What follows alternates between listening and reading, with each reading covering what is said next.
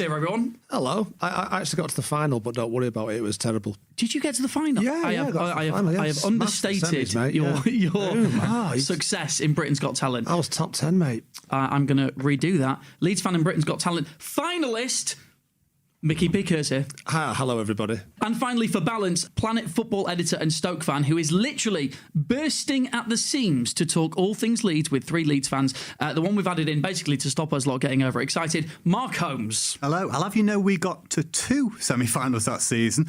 The LDV fans Northern Area semi-final when we got beat by our biggest rivals, and the playoff semi-final in the third tier. Wow. So, this is big stuff. Throwing an 8-0 home defeat to Liverpool and getting knocked out of the FA Cup by non-Eton Borough after a replay. And it was quite the season for us as well, guys. All right, we don't want to play it down. But it'll be nice for you to be able to discuss, some genuine success for a team here, Mark. Oh, yeah, absolutely. Can't wait. For the first time in a while. If you want to get in touch with us, we love to hear from you. So contact@planetfootball.com is the way you email us. And Mark, explanation which you need to do at the beginning of each episode of how you can get hold of us on Twitter. Yeah, it's going to haunt me forever, this. It's Planet Football, the Portuguese spelling, because Planet Football has been stolen. Just tweet him saying, can we have the actual handle? Please. At Planet Football is the place to go. Before we crack on, this episode is brought to you by our friends at Football Index, the football stock market where you can buy and sell players for real money. Sign up today at footballindex.co.uk and use the code TBMINDEX to trade with a £500 money back guarantee. New customers only, 18 plus, and more on that later. Mickey, first and foremost, thank you so much for joining us here. I guess it wasn't too much of a hardship to come and talk about the Leeds United run to the Champions League semi-final. Not at all. Well, football is my favourite, or football is my favourite topic of conversation. Yeah, you're right. And what a great time it was for Leeds fans. It's a long time ago.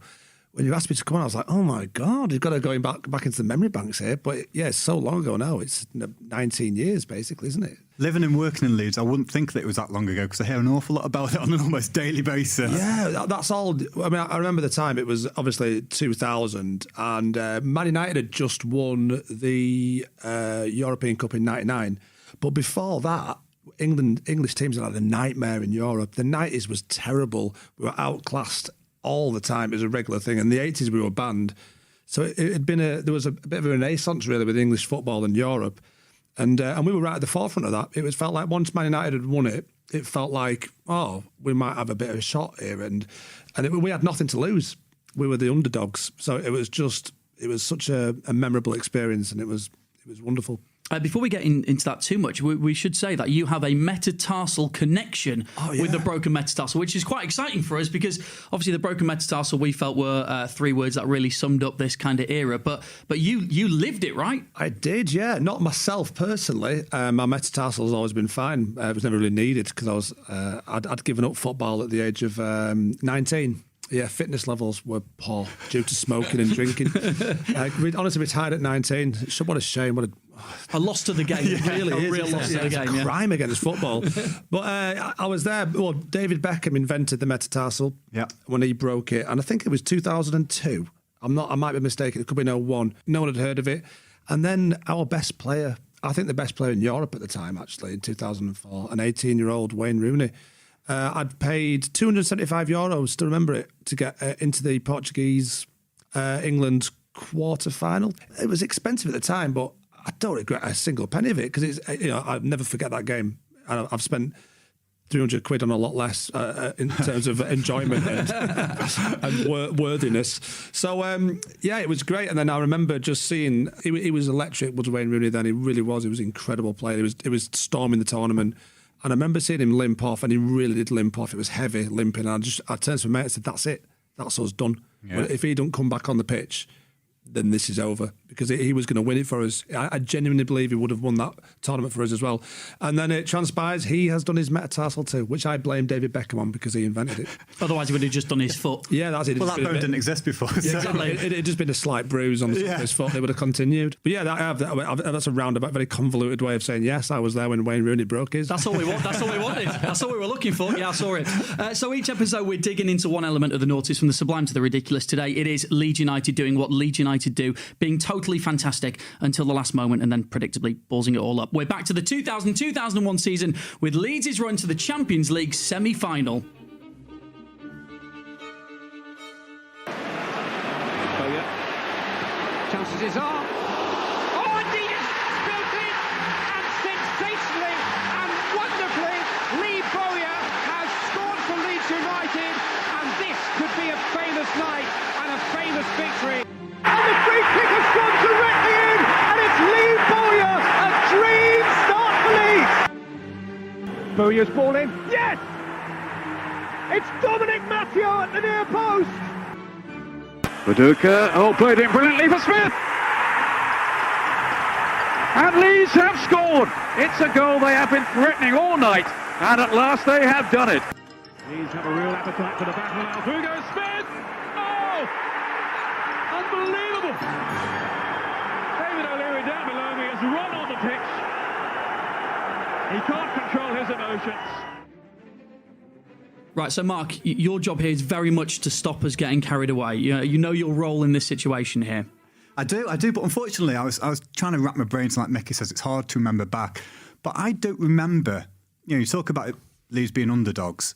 It didn't feel surprising that Leeds were A, in the Champions League and B, doing well. Because, Barcelona and Milan at that time weren't the forces that they have been or they are now in Barcelona. Stop playing down our achievement. No, but what I'm saying is... It's unbelievable. What I'm saying is it didn't come from an outside perspective as a huge shock that Leeds got through, because you were just a fantastic team. And you went and bought Viduka that summer, and you had all these fantastic players coming through. So it just felt natural that Leeds were doing that and were going to go on to more success. Is it fair to say, because I felt at the time, I don't know about you, Mickey and Rob, that other fans of teams kind of liked Leeds at that point, playing really good football, and kind of people were behind us for a little bit. I think because they were all such young players and none of them had that baggage as yet, it's kind of hard to dislike them. When you just see a group of young British players taking on Europe, it's like, yeah, go on. It's almost the England fan comes out in you then, and you start getting behind them. But I'm kind of uncomfortable with people liking Leeds. I never liked it. I prefer it when we're hated, to be honest. It never lasted that long, to be fair. It didn't last long, and they were homegrown as well. You had Woodgate, who was playing at the top of his game then. I know he went to Real Madrid eventually. I mean, he was an incredible, one of the best defenders in Europe, and you had Alan Smith as well. I mean, Smithy was incredible at that time. He was so young, and do you know what? He reminds me of a modern forward now, because the way he tracked defenders, he just went for you. And it's like he was this rabid dog chasing everything down, and that's the modern style now. And the amount of chances and things he created, because he just chased players down, tackled them, slide tackle, or he got that throw in. It was a real hunter, and it was so much energy in that team. There was a lot of running. They were very quick and they were very young, and teams couldn't handle them.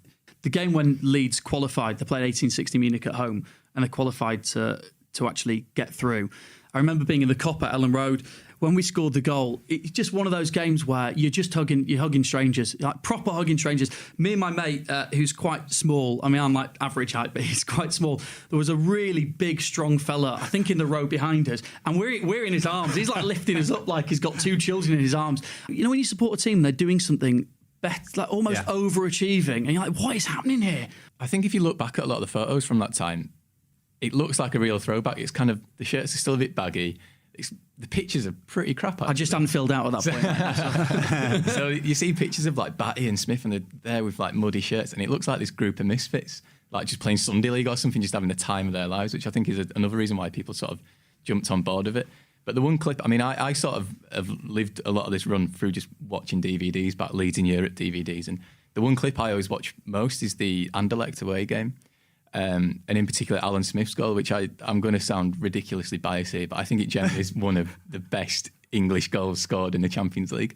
It's such brilliant football. The pitch is an absolute mess. Yeah, the team goal. And it's all beautiful one-touch passing. Yeah. Viduka backheels it into Batty's path, and Batty's obviously got this reputation as this dour Yorkshireman on and off the pitch, but he plays this beautifully weighted through ball to Smith, and Smith just dinks it over the keeper. And that was that Anderlecht hadn't been beaten at home for, I think I've looked back today, it was 21 games. And their manager had slagged us off in the meantime after the first game, which was a bit of a narrow win for Leeds. He said we were the weakest team left in the competition. And then we go to their place, they're unbeaten at home, and at 3-0, at half-time we're 3-0 up. And we've got this beautiful goal. And then I think Olivier Dacour said some words afterwards as well, just to ram home the point that it's not that bad, is it, for the weakest team in the competition, that, is it? And it's one of those, I think what I really like about that run is that they go to the glamour places of the Bernabeu and the Camp Nou and the San Siro and Rome to play Lazio. But we played these kind of slightly left field teams like Anderlecht and 1860 Music, and we just walloped them. It was brilliant. It was a very big competition in terms of the amount of teams as well, because you had 2 group stages. Yeah. I quite liked that actually, but it felt like crikey to get to Went win on this for a long time, didn't Yeah, it? you'd got through the group stage like, oh my God, you climb a mountain and then you've got another one to climb. It's like, oh my God. But the standout moment for me was the Lazio goal, Alan Smith again. That finish, I just remember thinking, we've got a chance here. Going away to, because the Italian teams were so cultured in the European Cups, and they always knew how to win. And to go there and get that result and get that goal. I'll never forget the Lazio game. The only game I went to in the run was the 1860 Munich one, because I went on my gap year. So I missed it all, but I remember... It's all right for some, isn't it? I remember... I was on the dole. And I remember that Lazio game because I was staying in a hostel. I don't know really how to put this delicate. There's no real delicate way of putting this. But there was a girl that I kind of fancied for quite a while, and things were moving in the right direction. And I suddenly looked at my watch and realised that if I didn't leave, I was going to miss Leeds playing Lazio. And kind of, she was an American, kind of just left her because I wanted to go and watch the football. Well done, Rich. Which I feel terrible about in hindsight, but was well worth it because that Alan Smith goal was one of the greatest moments ever. That Viduka back heel is better than anything you might have got up to with that girl. Nothing was happening, but Becca, if you're listening, I'm over in America. I'm terribly sorry. Remember the name? Yeah, I remember the name. Yeah, that really hurts a bit. Stings a little. Like I said, that night was a big night for many reasons. You just got things going. You just started talking to her. Just started having a chat, and then I was like, we're gonna have to go here because Leeds were on. I had to go and find like a pub that was showing it and stuff. Treat him mean, mate. Keep him keen. Yeah, I'm a very busy man. Yeah, didn't really keep her keen because didn't really see her much again after that. But again, was worth it for that Alan Smith goal in that moment. And because it's a homegrown lad, everybody knows this. When it's your team and it's your city and it's your lad, it makes it even more special. And that was before he went to the other side of the Pennines, which ruined his career, to be fair. But it was a real hero at Leeds United was Alan Smith because of the type of player he was. What Leeds fans love, it's the same at a few clubs, but in particular Leeds, is a big tackle. If you do a big tackle, the whole stadium erupts. And Smith was known for that. That can get a stadium going as much as a goal or a penalty save or whatever. Yeah. If you need a moment in a game and a player comes in with a right cruncher, it just can totally change the dynamic of how a game's going. Yeah, and usually if the crowd massively responds to a cruncher, another one comes in 10 seconds later, and then you go again, don't you? And then a song erupts. Where are Leeds? For me as a non-Leeds fan, the one that I really remembered at that time was the Milan home game. The actual team that you had out that night, the amount of players you had missing. I think you'd lost to Boston 4-0 in the first game. That was the next game. Yeah. Everyone had written you off, not giving you a chance. That's right. To actually beat them. They weren't, like I say, I think they finished 6th in Serie A that season, but they had Shevchenko up front and you beat them. I bet you, through Leeds fans, you could not name the subs from that night. I mean, I'll give you 2. I give you Robinson and Darren Huckabee. After that, you're going to struggle because, honestly, a few of these names I hadn't heard of. Yeah, I noted down a couple of guys. Matt Jones, I'd never heard of. He was on the bench. Danny Hay, he was on the bench. Jacob Burns. And you also had Gareth Evans and Tony Hatworth on the bench. Yeah. Never heard of them. Yeah, and exactly. what did they ever go on to do as well? Yeah. Doesn't matter. They were involved in that game. Exactly. That's all you need. What did you quit at 19? I did, yeah. Smoking and drinking, similar problem to Boyer, really. That was it. Well, let's get more from that season. Here's what happened when myself, Mark, and our European footy expert Pete caught up with a Leeds player the Leeds fans still sang about to this day. Here's Dominic Matteo. Dominic Matteo, welcome to the Broken Metatarsal. Lovely to have you, mate. Yeah, thanks for having me, guys. Looking forward to it. We've got a Stoke fan over there, we've got a Borough fan here, and I'm a Leeds fan. So before we do anything, all right, forget about those two. Leeds United, Champions League. It's the start of the season. Are you thinking at any point that you're going to go to the San Siro and nod one in and we're going to qualify for the next stage? It was magical, mate, magical. To bring it back a little bit, obviously I was at Liverpool. We just missed out on the Champions League with that game at Bradford when they stayed up and Weatherall ex-Leeds scored the goal. And obviously then I ended up at Leeds that summer in the pre-season, not knowing I'd torn a knee ligament, which was a surprise to me because I played my last game for Liverpool against Inter Milan in a 5-0 win. Go to Leeds to do a medical. Failed the medical, which was a bad start. So obviously missed all of pre-season. So yeah, starting with that Champions League run. Obviously my debut was AC Milan at home, which was incredible, really, considering David O'Leary pulled me into his office the morning of the game. I'd not trained for 6 weeks, and he said, "How are you feeling?" I was thinking, he's asking me about my injury, not he's asking me to actually play in the game. And he said, "Dom, I think I might need you to play left side of midfield in this game." I was like, "Are you crazy?" I said, I have literally I've not kicked a ball for 6 weeks. I've not really done any kind of ball work with the physio. He went, "You're a fit lad, you know the game." And next thing you know, I'm playing in the game. I'm at the Malmaison in Leeds before the lads. The lads are all looking at me as if to say, "What are you doing here?" And I'm like, I don't actually know, but we'll have to get on with it. But yeah, that's how my Champions League experience started. And, you know, what a start. AC Milan at home, lashing it down the rain. One of the best atmospheres I've ever played in, and obviously to get the result the way it started was incredible. I think for me, to come to Leeds was a big move anyway. I didn't want to leave Liverpool. That's the truth behold, because, you know, I had a 5 year left on my contract. I mean, Houllier didn't get on. So it was a difficult move anyway. But after that game and after playing in that game, it was kind of like cemented that the connection for me and Leeds United was there. Just talking about not wanting to leave Liverpool, Dom. Yeah. You know, obviously, Leeds back then were a very different club to today. What was it like? Were they on a level? Did everything feel like it was on a level with Liverpool? I'll be honest, it's very hard to compare with Liverpool because I'm not saying the standards are higher than Leeds in certain aspects, but it's just I'd come through the ranks, so it's kind of you're brought up a certain way, the Liverpool kind of way, and I've never really changed from that. And the way, you know, the great Ronnie Moran, God bless him, and, you know, them kind of coaches, Steve Highway, they kind of mould you into a human being and into a footballer. So wherever I went, it was always going to be that was in my past, but it was always going to be in me. But the one thing I'd say, when I got to Leeds, and we'd played him a couple of times, obviously the season before, I played against Leeds, we thought they were quite cocky, being honest, when we talked about them in the Liverpool dressing room, which they were. A lot of young lads, you know, they like to put themselves about the field. They had a good mix of youth and experience, which I liked. Being honest, did I think it would be a step up? God's honest truth, probably not. Cut the call. Cut the call. Cut the call. Yeah. No. You've got to hear me out. But then, you know, I get to Leeds, and the quality of training was good. It was a great standard. There was a couple of players in training straight away impressed me. Lee Bowyer straight away. I thought, oh, he's a player. Even though I'd played against him a couple of seasons, you know, and I thought I handled him quite well because I played left back, he played right side.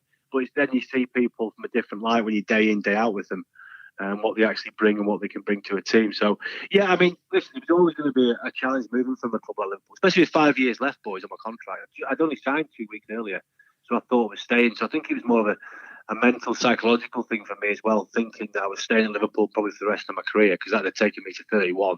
I don't think I would probably go anywhere after that. You mentioned Lee Bowyer as well, Dom. I was looking through some of his performances. I mean, obviously, he had a great season in the league as well.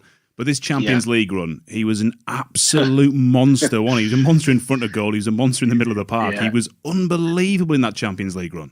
Yeah, I mean, he was a man possessed, if you want to say. I mean, he had the off-field problems, but when he went on that football field, that's when he went to work. And he was outstanding. I think if you look at that Champions League, probably Leeds' best player, being honest, obviously apart from myself, overall in the Champions League. Dom, it was the threat of you potentially staying in midfield. That's what spurred him on, pal. That's what it was after that game. He was very worried. Not. But the thing I love about Lee Bowyer is, I mean, I got on with everyone at Leeds United. I had no problems with anyone, but Bo he kind of finished the games, he'd go back home. I mean, he liked to smoke and a Budweiser. That's kind of the way it was back then. But to be honest, when I talk about coming to Leeds, he was the one with a good first touch. He was the one that was driving on, trying to make things happen even in training. His attitude was top draw. He was the one that I thought could go and play at the likes of Liverpool at that point. Looking around the whole squad, he was the one that impressed me the most, being honest. And he probably was one of the best players in that whole tournament. I don't know if he ever got any kind of recognition for that, but he definitely should have made the team of the year. I don't know if they had one back then. They have team of the years for everything now, don't they? He certainly should have made that because he was one of the best players right across Europe. And I think the Champions League, I played in Leeds, played in Europe with Liverpool and Leeds in other tournaments, but that's the pinnacle for a player. So you're up against the best players, whichever way you look at it. And I don't think it ever bothered him. If you look at Lee's goals, obviously, Dom, you bagged a couple of times in this Champions League run as well. Talk us through those. I don't believe it or not. I got he never talks about it. Dom never mentions it, you know. He never mentions it at all. Weirdly, Dom, I've put like 3 question marks next to this note here. I don't know what's going on. To be honest, I just like, I'll leave it to you guys just to bring that up.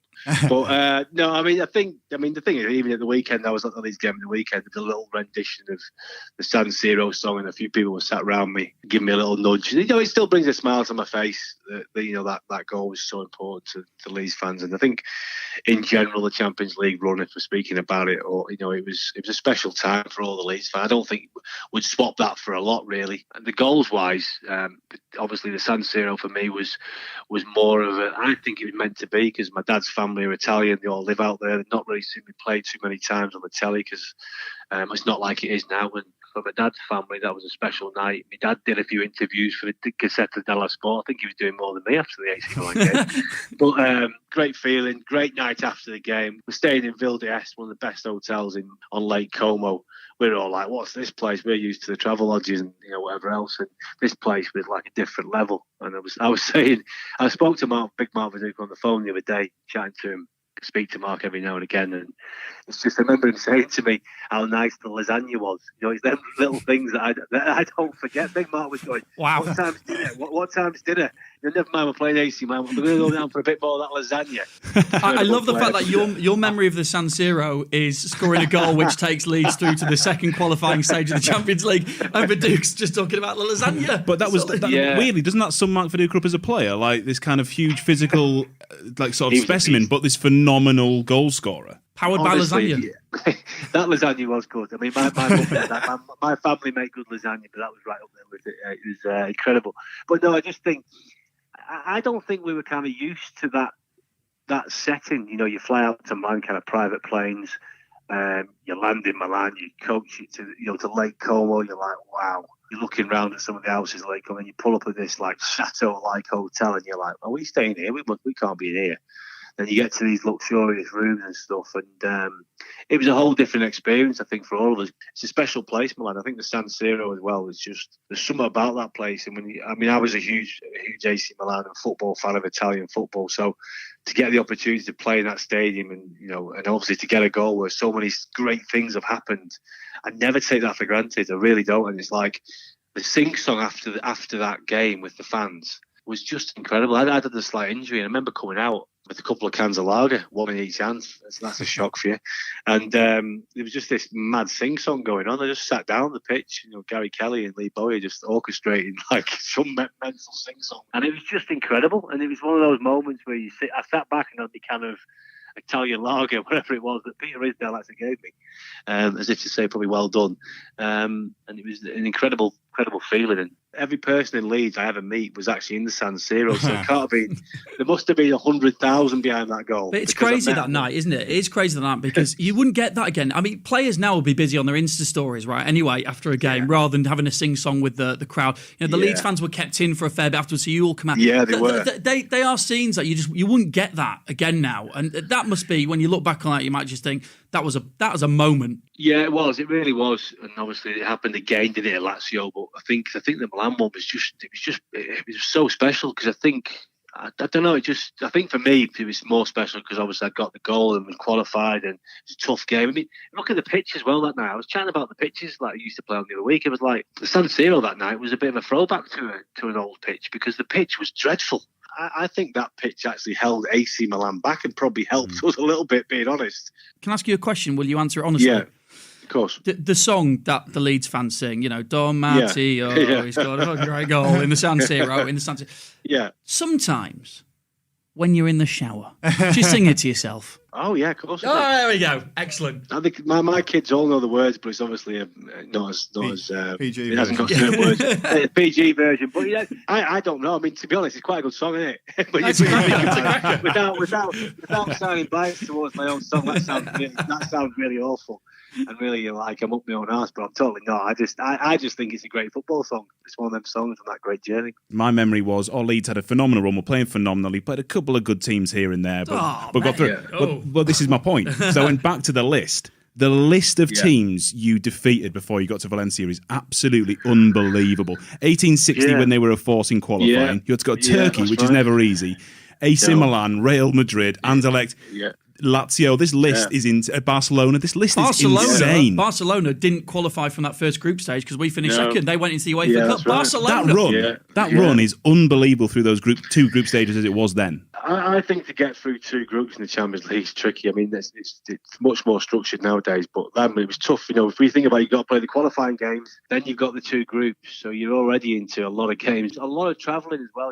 Even the Anderlecht side, if you think about their record at home in the Champions League, when we beat them 4-1 away, which I think was our best performance in the whole run, it was they hadn't lost at home in the Champions League for a lot of time. I remember them beating United, beating a lot of good sides every year at home. And they were a tough side, and we went there and absolutely destroyed them. So that game was one of the most satisfying victories ever because they'd been slanging us off in the local press, and Ollie Decourt obviously spoke a bit of French and he read it all out to us, even though we're in Belgium. I think they were speaking French. He kind of read it out to us what they said, and we kind of put them Newcastle articles around the dressing room. So the manager didn't have to do a team talk that night. That's the great thing about football.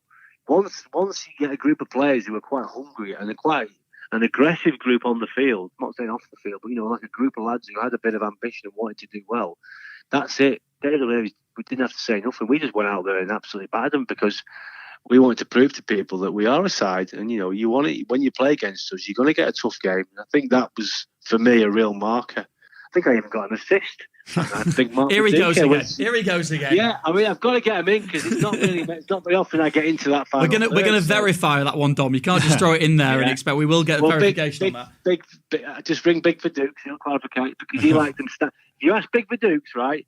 See all these people who whip balls across the face, always on the floor. I am always one of those people who will stand it up, and it drives me mad now in modern football that people just want to whip the arse out of it across the face of the goal. Get your head up, stand it up for the central defender. It's the hardest ball to defend. So, just coming back to that, it was a good assist. You mentioned the manager there, Dom. Yeah. How good was he, David O'Leary? Managing all that. Right, I think there was a real mixed opinion on David throughout the squad. Being totally honest, personally, I think the only mistake that David made. When David stopped being out on the training field as much as he was, it wasn't like it was a lot that he missed out on. There was just a little bit of dip in the players because I think you always want your manager out there. For me, him being a great centre-half and having such a great career, it made it easier to go out with him. And I was thinking, my manager's actually coming out and wanting to work with me. I want to do this. And it really improved me. So for me, I can't speak highly enough of him. I know there's a lot of other players that will say different things, but for me personally, David always picked me. He didn't like me being on the bench. Because once there was a couple of games in the Champions League where I was dying for it. I was struggling with injuries all my whole career. I used to have injections before a lot of games. There was a couple of games, like the Lazio game at home, I think it was 3-3.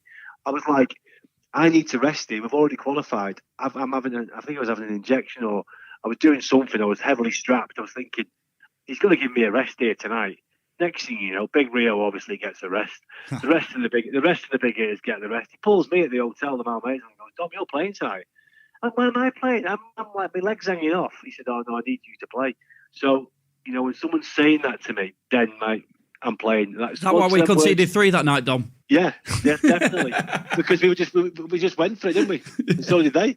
No, you know what? That was a great game to play. It was a good game. That was a brilliant game to play in. And that's how football should be played. I don't care what anyone says. But yeah, when the manager, he had so much faith in me, David O'Leary, and I've never really had that too much. When he left Leeds, if you think about it, we weren't in a bad position. If David had stayed, I do believe things wouldn't have escalated as well, like it did. When you spoke on that escalation, Dom, we can't really talk about the incredible run. I mean, there was a quarter final in the UEFA Cup the next season, wasn't there? Yeah. But we can't talk about this incredible charge without, sadly, the Icarus-like drop. Yes, we can. Why do we have to go into that? Why are you doing that for? Again, this might be because I was still relatively young at this time, but I, again, thought it was quite a longer period than it was before the club were in the second. We're in what is now the Championship, but actually it was 4 seasons? Honestly, I was... I know there's a lot... You got to be careful what you say, but I still think about that most days. There's not a week goes by, I would say, that I don't think about that relegation. Not a chance. From where we were to where we went to, I still have nightmares about it, and I still feel partly responsible. I'm big enough to admit that. I was there. I was captaining the side at the time. But, there's a lot of other things off the field. There's a lot of things on the field. But at the end of the day, I always say, I don't care who your manager is, what the off-field problems is the players, when they go on across the line. Yes, the structure was all over the place. Yes, training was rubbish at times. But we still had good enough players not to be in that position. I just think it's difficult to say, but it just felt like the wheels were coming off. And for me personally, as players, I think that we could have done a bit more. Me included, everyone could have done a bit more. I know it's easy to say that now, but I do believe that. I generally tried my bollocks off week in, week out, but it was weird. Training was crap, and that period, it wasn't right. It was awful. I didn't even know who to speak to at times about the off-field, on-field problems. There was so many different scenarios of the club. It was horrible and sad days. Dom, we know you got to go and WhatsApp the Duker about lasagnas and assists and your crosses to the back stick. But just before you do, very quickly, there's no point in focusing on the semi-final defeat. We all know that was to Valencia and 0-0 at Ellen Road and then 3-0 away from home, and that was the end of the journey. But just to get in the psyche of a football squad and a team, you start that qualifying before the season. 1860 Munich, you're through, and it's like, all right, we're in the group stages here. You're looking at Milan, Barcelona, Besiktas, the one I should never think that one. Besiktas, thank you. And then, you're through. At what point do you all look at each other after a game and think, shit, lads, we could win this? What's going on here? To be honest, I think the Deportivo game at home was huge. I think there was, after that game, we all got in the dressing room. I think we were too cocky going into the next game. But I think for a moment, I thought, bloody hell, we're not a bad side here, because we demolished them, and they were a real. I mean, I'm talking about, they were a top side. Real top side. The team was full of top players, and then I felt like then I got deflated again in Deportivo because they absolutely battered us and we scraped through. But I generally believe after the Deportivo game at Ellen Road, that was the moment. I think you had that belief. Hold on a minute, because if 3-0 up, you think, well, we're in the semis, don't you? Without being too confident. Yeah. That could have went wrong. But you think, we're in the semis.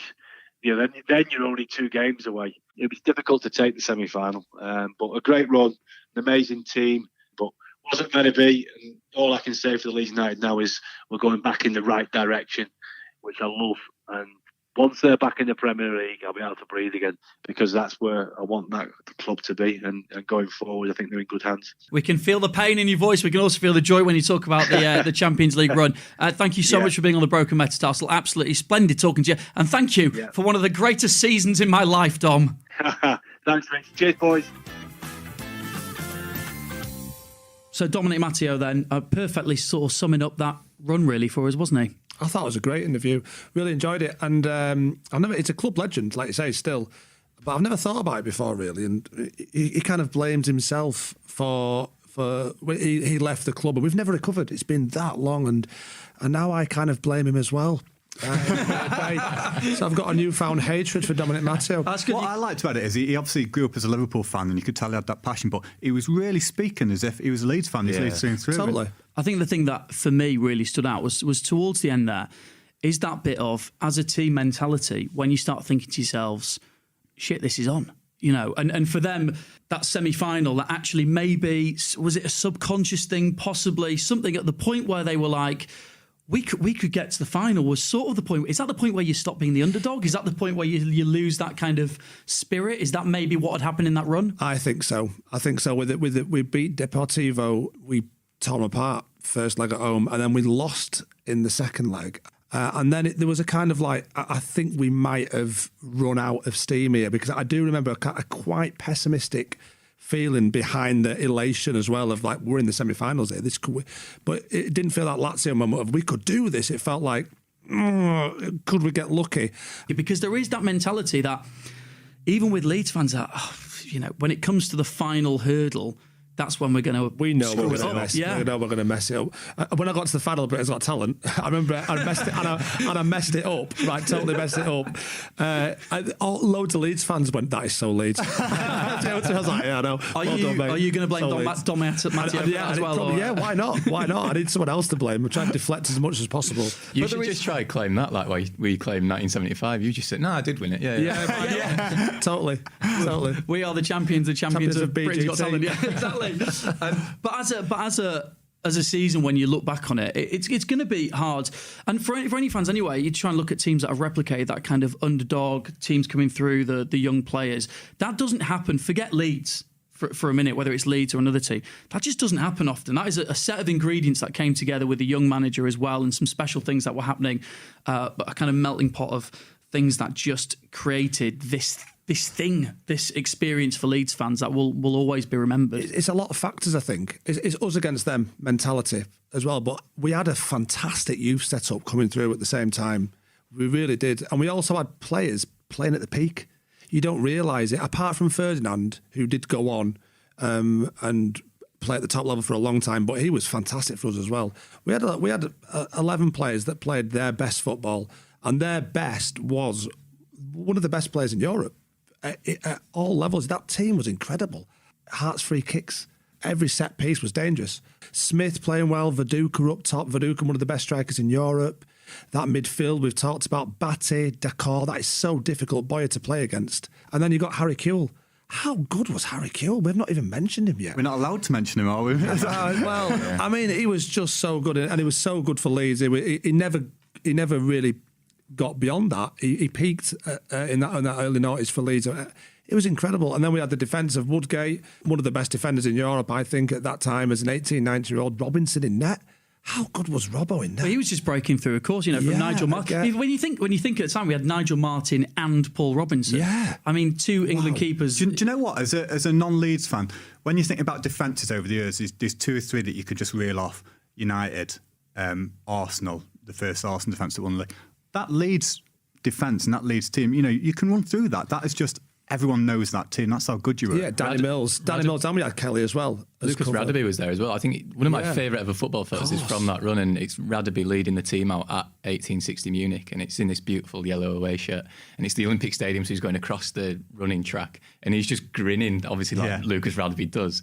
I think he might have got a serious injury in that run, though, so he maybe didn't play as much, but he was such a brilliant player. What I want to know from you guys is, because as football fans, and Alex Booker said this about the Invincibles season, he's an Arsenal fan, and I know it, our peak as a Stoke fan come sort of 9 or 10 years after this, and you just don't appreciate it when you're in it. Did you realise this is brilliant, or were you just swept up in it? You realise it's brilliant. I think you do, because you know, don't take this the wrong way, but the Stoke good times, the Stoke good times aren't semi-finals of the Champions League, right? So you do realise, you know, if Stoke were in the semi, going towards a brilliant run in the Champions League, you would. So you do realise that. What you don't realise is how flimsy, how fragile success is. Yeah. And, you know, there are big teams at the moment who've had loads of success who are now seeing, you know, look at Manchester United as an example. Their fans for the first time in a long time are thinking, oh, where's the success gone? And what you don't realise is just how fragile it is and how quickly that goes. I mean, and Peter Risdale definitely didn't realise how fragile it was. In Leeds' case, it's slightly more dramatic than most. Yeah. But I think that's the thing. You do realise it's happening because,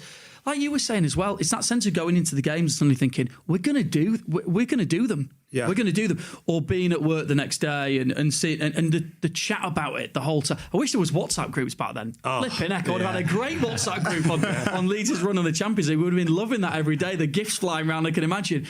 You just don't realise how so if you do support a team who at the moment are in a richer vein of form, enjoy it. Definitely enjoy it. It's Leeds United. Don't think we're going up this season, because we're not. We're going to finish fourth.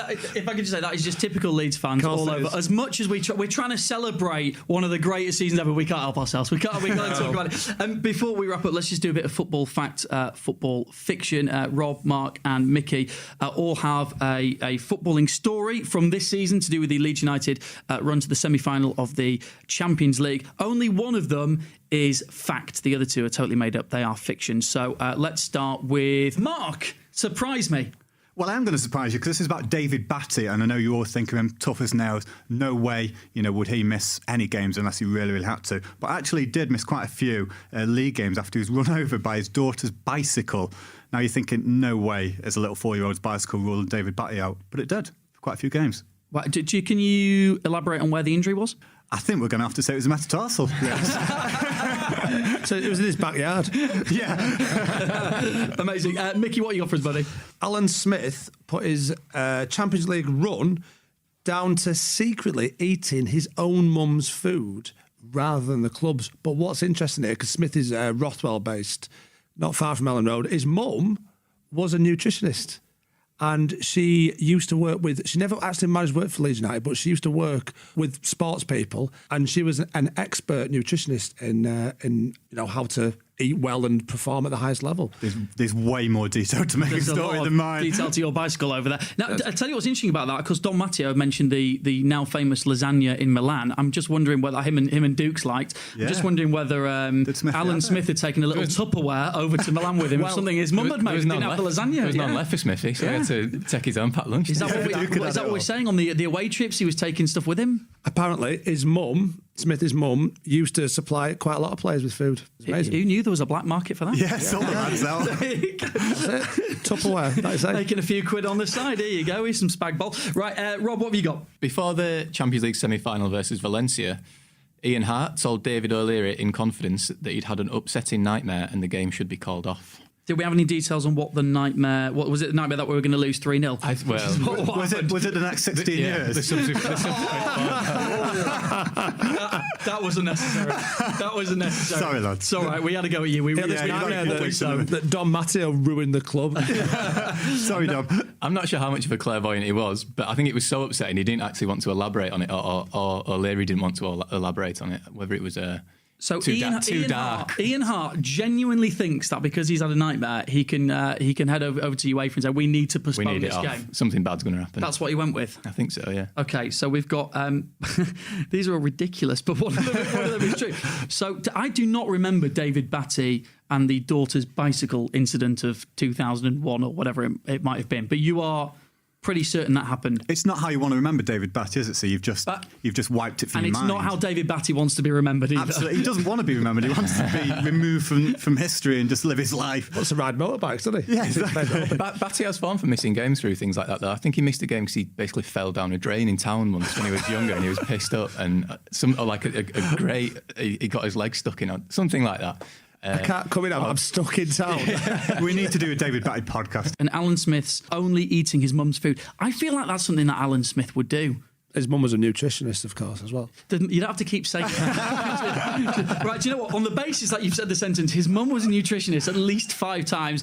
Mickey, as our guest today, I'm going to say that yours is the footballing fact.